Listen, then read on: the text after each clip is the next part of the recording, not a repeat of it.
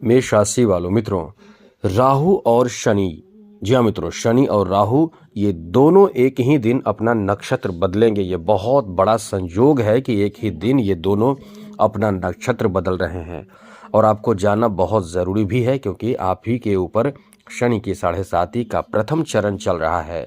प्रथम चरण चल रहा है तो आपको ये जान लेना जरूरी है कि इससे आपके जीवन पर क्या असर पड़ेगा।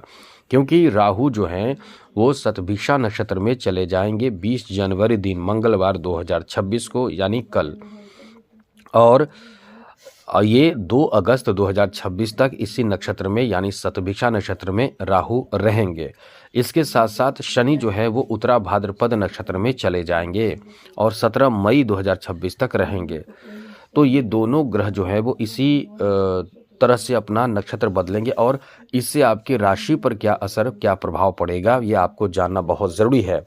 और हम आपको अक्सर अपडेट करते रहते हैं कि कौन से ग्रह नीच के हो रहे हैं, उच्च के हो रहे हैं, वक्री हो रहे हैं, मार्गी हो रहे हैं, शुभ अवस्था में है या अशुभ अवस्था में, आपको क्या फल देंगे, क्या लाभ होगा, क्या नुकसान होगा, सभी तरह की जानकारी हम आपको अक्सर देते रहते हैं। इसलिए तो कहते हैं कि याद रखिएगा, चैनल को सब्सक्राइब ज़रूर कर लीजिएगा। वीडियो के नीचे सब्सक्राइब लिखा देखिए, बटन को दबा दीजिए, घंटी को दबा दीजिए और लाइक कर दीजिएगा। इससे डेली आपको नई नई जानकारी आपके राशि के बारे में मिलता रहेगा। इसलिए वीडियो के नीचे सब्सक्राइब लिखा बटन को दबा दें, घंटी वाला ऑल बटन को भी ज़रूर दबा दें और आप हमेशा लाइक करते हैं, बस याद रखिएगा। चलिए, सबसे पहले तो बता दें मित्रों, अभी आपके ऊपर शनि की 7.5 जो चल रहा है ये अच्छा नहीं माना जाता है। अब इसमें बहुत नुकसान भी नहीं होता है। ऐसा नहीं है कि बहुत बुरा होगा, ऐसे सोचकर ही इंसान के जीवन खराब कर लेते हैं इंसान। इसलिए ये सब सोचना भी नहीं चाहिए। कुछ ज़रूरी जानकारी रखिए और उपाय कीजिए, क्योंकि आप सोचते रहेंगे दिमाग पर गलत असर पड़ेगा, गलत डिसीजन लेंगे। यही तो होता है, गलत डिसीजन परेशान करता है। तो नक्षत्र परिवर्तन का असर जो होगा वो आपको कुछ खास नुकसान नहीं करेगा।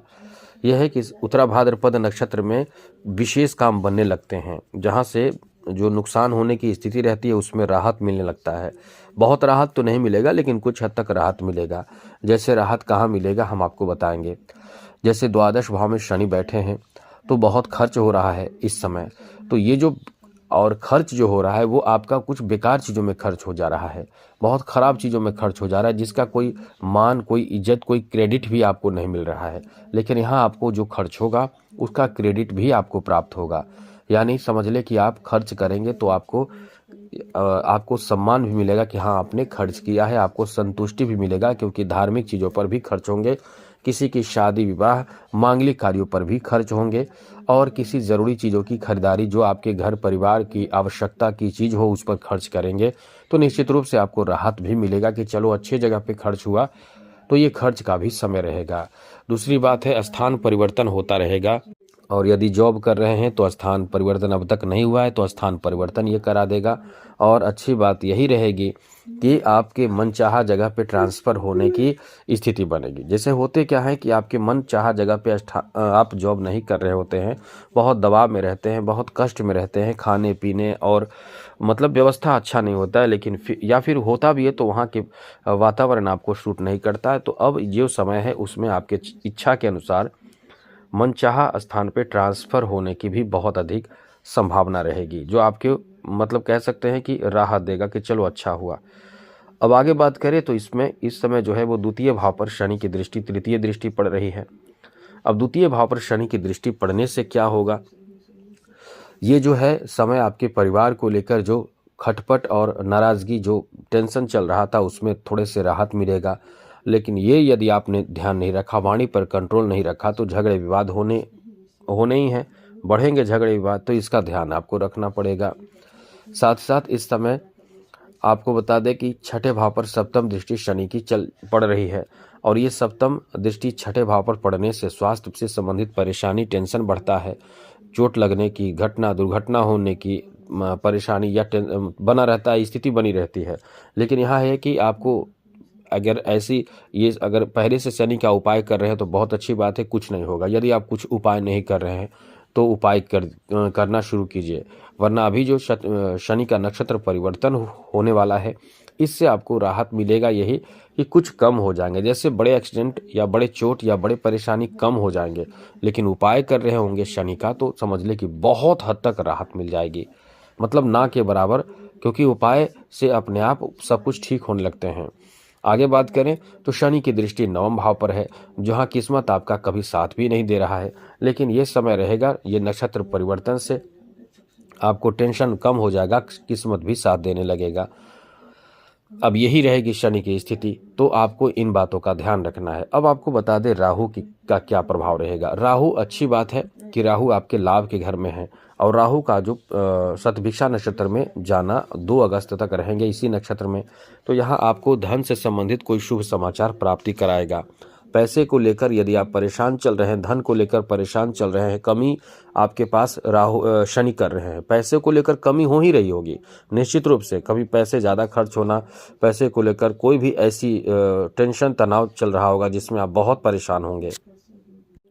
लेकिन आपको टेंशन लेने की ज़रूरत नहीं है, ये समय आ गया जिसमें आपको कह सकते हैं कि आपके इनकम बढ़ेंगे, अचानक से पैसे बढ़ेंगे, क्योंकि राहु आपको जो देता है वो अचानक देता है, आपने कभी सोचा नहीं है वो चीज़ देता है, आपके सोच से दूर ऐसी चीज़ देता है जो कभी विश्वास भी नहीं कर सकते आप कि ऐसे मेरे लाइफ में हो सकता है, वो अचानक आपको प्राप्त कराएगा।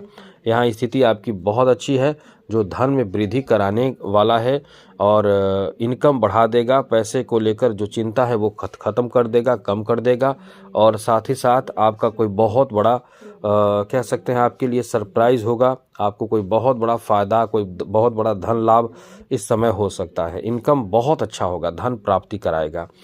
दूसरी बात, तृतीय भाव पर दृष्टि पड़ने से भाई बहनों का बहुत अच्छा सहयोग मिलेगा, सम्मान मिलेगा, इसलिए ये समय आपका बहुत अच्छा है।